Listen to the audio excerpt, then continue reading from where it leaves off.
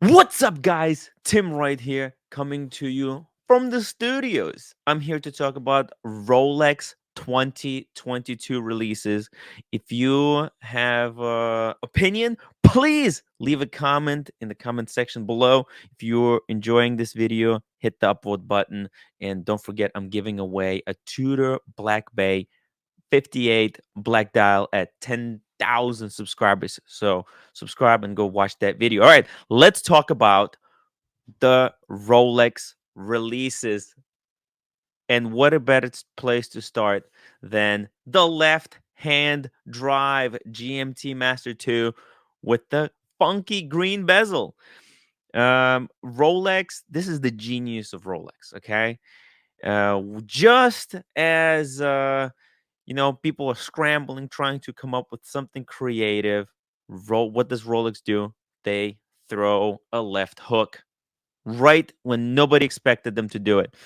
Now, um, look, is this watch going to be hyped? It's going to be crazy. It's going to be crazy. I'm getting reports that like every single left-handed person is trying to get one of these, and unfortunately there's not going to be a test whether you are left-handed if you want to grab one of these. I wish that before you can get on the wait list that you have to prove that you are in fact a left-handed, because all the fucking right-handed wankers, they will want to pick this up. Now, the cool thing about this watch is that not only can you wear it on the left hand, you can wear it on the right hand, but also you can wear it on your left hand, and the crown guard is not going to dig into your wrist. Kind of cool, kind of cool. It took Rolex almost zero effort to make this piece. I went in depth on how they just attached the bracelet backwards and printed the dial upside down, and that's it. Nonetheless, do I want this piece? Hell yeah, I want it. I want this watch really bad, but I don't think I'm going to be able to get it. Anyways, let's go to the next watch. Moving from here, I think the biggest release, in fact, was the Rolex Air King. Yes, I thought that they would actually make the case for this watch bigger, and I thought they would move away from the failed Bloodhound project dial. I thought they would go and make three different dials, maybe a blue, a white, and the black, but it looks like the Bloodhound is here to stay. It's now ubiquitous with the Air King name. What did Rolex do? They classed it up. They brought it into the professional sports model range. No more of those old voluptuous lugs. We now have straight lugs. We have crown guards. It is the case that reminds me of a Submariner case. It's got, it's flat bezel, beautiful. They put even the 05, so the dial now looks completely perfectly symmetrical, and it has Mark II 369 with the loom on the inside. Freaking amazing. And also, let's not forget the safety clasp. The safety clasp is what makes a watch a sports model, in my opinion. And would I love the Air King? I'm on the wait list for the old one. I'm on the wait list. I spoke with I don't know. They told me, Tim, if we get the old one, will you take the old one? I'm like, fuck, I'll take any. I'll take any. I'll take the old one. I'll take the new one. I did not particularly dislike the old one. I thought it was perfect. It was funky. It wasn't I'm not after perfection, but I will take the new one in a heartbeat if I only had the money. Gotta clear up the credit card. All right. Air King, in my opinion, fucking amazing. But one thing, here's another release that they did. The new Datejust color, the mint green Datejust. Freaking amazing. I think I thought that the green on the Datejust should have existed this whole time. It doesn't make it makes no sense that there was no green Datejust until now. Yes, it was in the lady size, in the 41, But green is just the color that makes sense for a date just to have. So now seeing the new, and also it's not only just the green, it's also fluted green as well.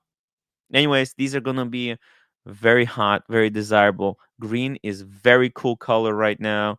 So people are gonna be scrambling. They're gonna be crawling through glass to get the green Datejust. And if you want to start a collection, what a perfect watch to start it out with, a green dial Datejust.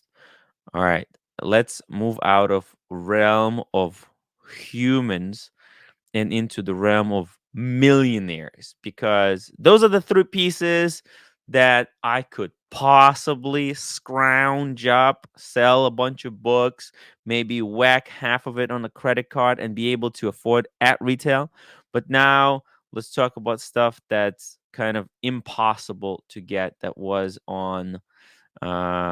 covered on the front page, and it's the new Yacht Master 42 in yellow gold. So there was a model in white gold already for some time. Now they made it in yellow gold. Beautiful. I love the way the black color works with the yellow gold, and yellow gold is coming back. It's popular again. There was a time where it was all about the rose gold. The rose gold was cool. I love the white gold. And they also made the white gold with that falcon eye dial.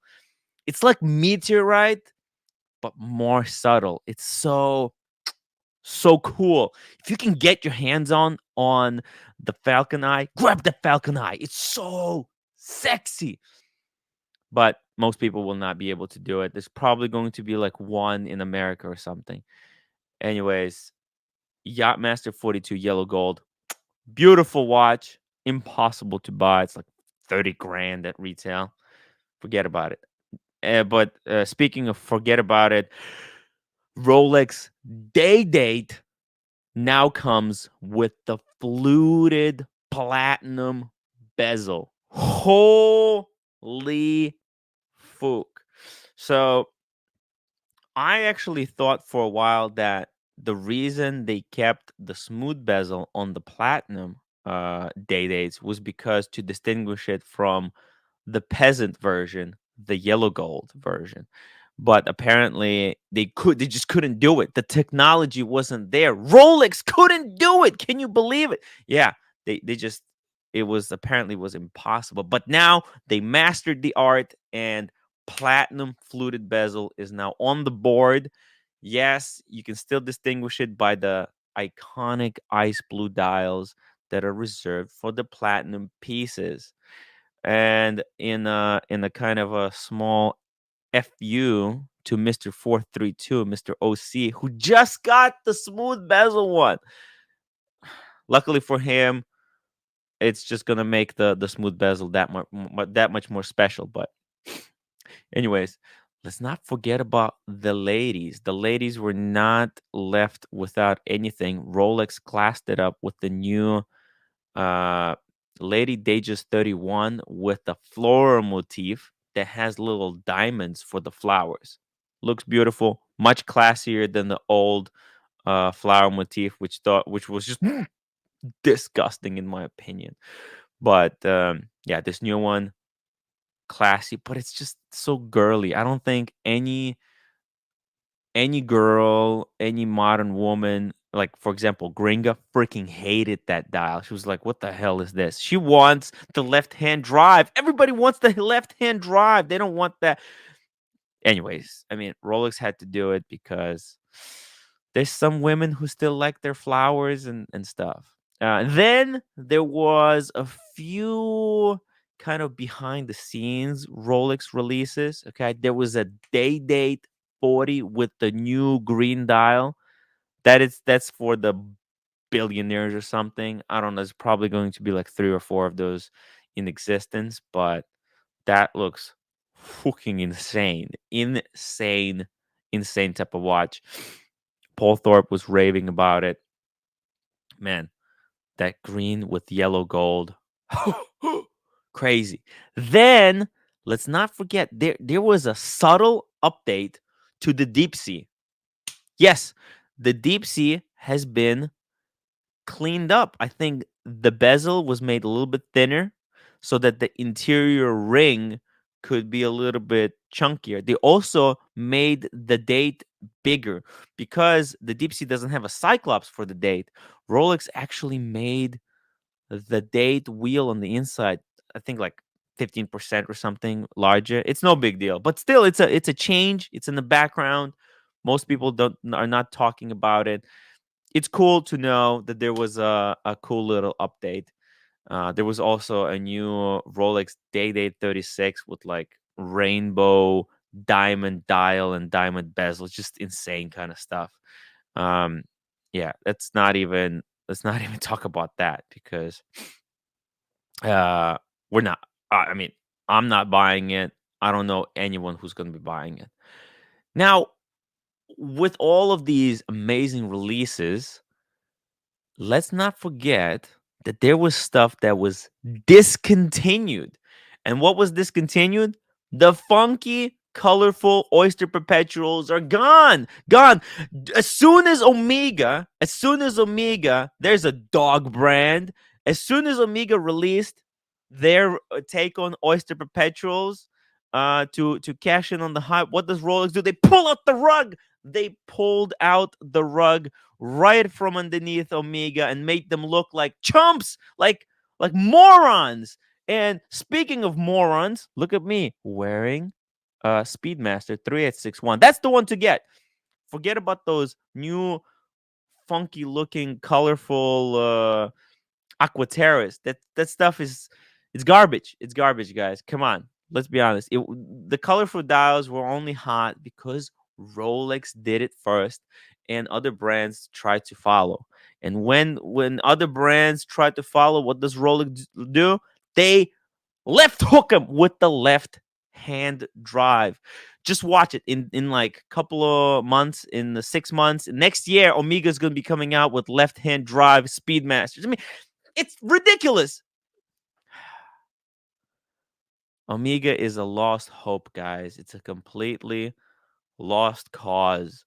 They're just a Rolex homage brand at this point. What are you gonna do? What are you gonna do? Also,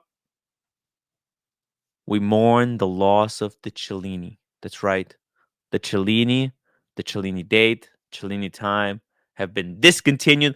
Rolex gives up on the Cellini. They left the Cellini moon phase because actually the Cellini moon phase, beautiful watch. The only one out of the Cellini range that's actually worth anything. If Rolex can make more Cellinis that look like the Cellini moon phase, that'd be cool. But I think they kind of gave up. I mean, what's the point? Nobody wants Rolex Cellini stuff. They want GMT Master II, Yacht Masters, Air Kings, Day Dates, Deep Seas. They want the sports range. Well, there we go. Guys, let me know what you thought about the Rolex 2022 releases. Was this exciting? Were these releases exciting? I thought Rolex came from nowhere and freaking surprised me. I am honestly surprised. Next year, I'm waiting for Daytona 2. Yeah, my prediction, Daytona 2 is coming out. It's gonna be fucking amazing. It's gonna be bigger. And then a little bit of a redesign to the current Daytona. I think the current Daytona is gonna stay the same size, but we're gonna get a new chronograph. That's my prediction for the 2023, guys. Stay tuned. Hit the upvote button. Leave me a comment, and I'll see you on the next one.